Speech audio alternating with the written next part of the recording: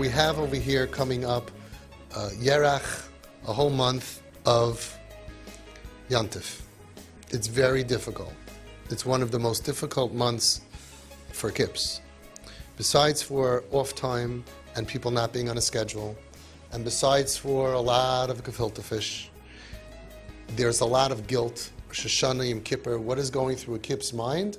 It's not true, but it's what goes through their mind is Hashem is spending the month, I'm the Rasha, and all the achetz and everything, and this is Judgment Day, and Hashem is going to look down at me, and Hashem is going to judge me.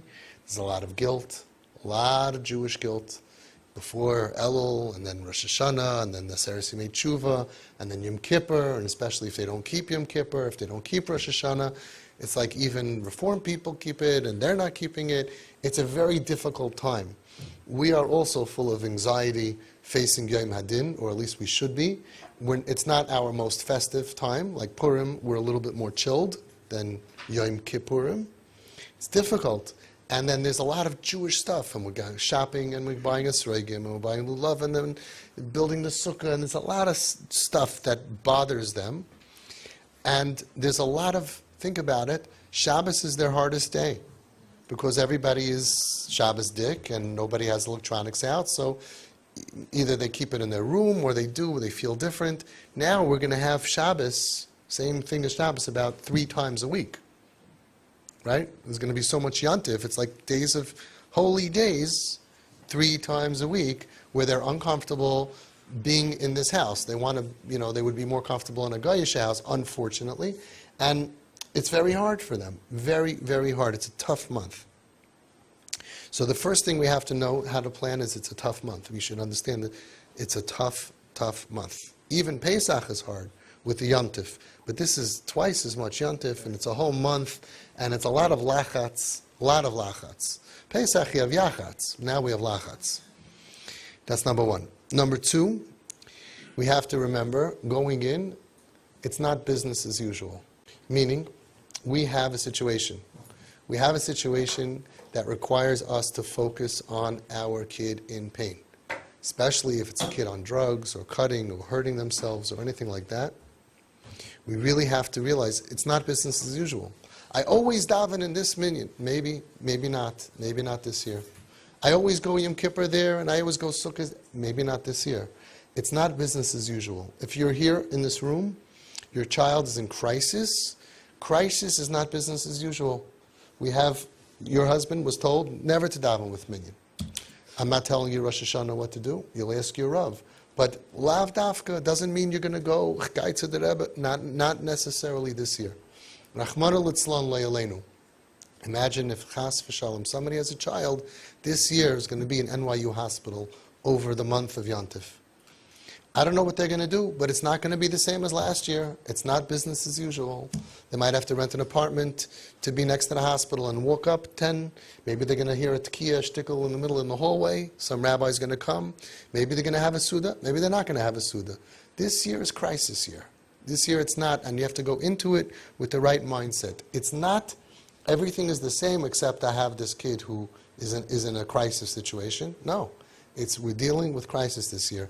And be'ezus Hashem, Hashata hacha, l'shana haba b'nei chayrin, it'll be a different story. Fine, if it's a different story next year, you can go back to your old life. I wish all of you should be like that. But we go into this knowing this year it's about our kippur. Lav dafka, we're having company. If you invite company and it pushes the kid into their bedroom, you're not having company. Because this year you're running a hospital. This year you're running a psych ward, and this year you're running a trauma center, and this year you're running a rehab. You are the facility. That's the whole thing of TP. You could spend $120,000 if you want and send them to Utah and see how that works out for you, or $60,000 every month or 2 in a psych ward. We're beating those odds. But in order to do that, you're the doctor, you're the nurse, all the kids in the family are the nurses. Everybody's doing this together as a team. We have to save this neshama. Saving the neshama means the tools are the acceptance and not rejection. There's automatic rejection. Because Erev Shabbos, when everybody's showering, and everybody's getting ready for Shabbos, they automatically feel, what am I doing in this house? We have to compensate for that. It's going to come Yom Kippur, Erev Yom Kippur, with the meals. What are you going to do? You're going to have lunch? You're going to have breakfast? You're going to have food? You're going to serve? You're not going to serve? What's the matzav of the child? I was on the phone with probably one of the biggest Litvish Apaiskim 2 years ago, Erev Yom Kippur. He told the parents, your child is, unfortunately, pikuach nefesh mamish. When he wakes up by day, Yom Kippur by day, you cook for him. You cook for him. That's the halacha. It's not a wow. The wow is that frum people don't know the halacha. It's like telling Hatzalah not to go on Shabbos. We had over here one of our parents over here in our group. He's a Hatzalah guy. Somebody bought him sicha for Ne'ilah for $5,000. And as he's walking over, the guy on the other side of the shul had a heart attack. You're not allowed to even think for 1 second. So he wanted to spend an hour of Ne'ilah in front of Daran Kaidish, and instead he spent an hour of Ne'ilah breaking every halacha. He punctured and he drove, he took blood. He saved the guy's life, because that's Ratzon Hashem. And we have so many ma'asos of tzaddikim, from the Alter Rebbe to Reb Aaron Kotler to the Ger Rebbe, the Beis Yisrael. Ein kama koimah to tell the stories, you all know them. But Ratzon Hashem, what's Ratzon Hashem? What's Ratzon Hashem? That's what we're thinking. And this year it's different. Are you going to have lunch prepared? You're not allowed to have lunch. You have to speak to your Rabbanim beforehand. You have to make sure you don't go against the Torah at all, and you have to make sure that you follow the Torah to save your kid's life. So there's automatically going to be rejection in the air. We're busy with Yontif, we're buying Lulav and Esrogim, we're sidetracked, it's festive, and they feel, when someone is depressed, it hurts them that everybody's so happy around them. You have to remember, in your house, we talk low and slow. Not slow like slow. Just relax. You're dealing with a chayla, you're dealing with people who are depressed, some of them are suicidal, some of them just all different types of chayla nefesh. It's not business as usual. You might have to, this year, pay somebody to get you your lulav and esrog for you instead of picking it out yourself. You might have to do a trip before Yom Kippur for 2 days. You have to think about, we look at it honestly, you're running a facility. The third part is, let's use this for our advantage. Anyway, there's hardly any work happening, and many people don't work Chol Hamoed anyway. Anyway, you have 2 weeks, 3 weeks with all the Shabbos and Yontif. What would happen if we use this time to make this a Geshmaka event for our Kipp? Where can we go that our Kipp will be like, wow, maybe we should rent a cabin in Pennsylvania. Maybe we should fly to Ohio. Maybe we should go to LA or Miami. It could be an expensive trip. It could be a cheap trip, just changing locations. What would happen if we did something when we built our own sukkah, or we had a pop-up sukkah, or whatever it is, and use this opportunity to get out of local, depressing house with everybody staring at them when they walk outside, and something fresh, and something different, and something new. And maybe you should invite some of the siblings and the marrieds, or maybe you shouldn't if they don't like them, or maybe it'll be okay. Maybe we'll have 2 weeks of family time for not much more than the regular budget of Yontif anyway. And maybe it'll be something amazing. Maybe we'll save on some of the food, we'll barbecue more, maybe we'll have son-in-laws or the brothers come and build. Maybe. The whole world is open to you. So look at it like, first of all, number one, acknowledge and realize we're going into a difficult time. Number two is to realize that it's not business as usual, and we have to make sure to make up for the rejection that they feel, and the guilt and the depression and all of that. And the third thing is, what could you do to create a schedule that's going to blow their mind? It's going to be great for them. Whether they like relaxing, it could be relaxing. Whether they like walking, it's a beautiful time of year to do hikes. Whether they like being in the sun. People drove from here 10 hours to Hilton Head. Where's that, South Carolina? They said it's Miami weather. The place was stunning. Maybe do an Airbnb, rent a house for $100 a night, 5-bedroom house you could probably get over there. I don't know prices, but something like that. Maybe you drive over there. You just did it. It's beautiful. Maybe head out to there. First of all, wherever you go, I guarantee you within 5 minutes you're going to find a Chabad house anyway. If not, open one up. You found the one spot on earth that's missing a location. So you'll open it up. You put in the flag of Chabad and you're done, right? You'll find the Chabad, and you will or you won't. We had families of Pikuach Nefesh that the Rav told him, so you don't daven with minyan. So you don't daven sukkahs with minyan. There was one father, they went to California to save their kid. He went in for treatment to a therapist, and they were last year Simchas Torah, and he was thinking, he told his Rav, I'm not going to dance with the Torah on Simchas Torah. And the Rav told him, your son is Pikuach Nefesh. You have a chelik elokam imal mamish. And he danced with his son.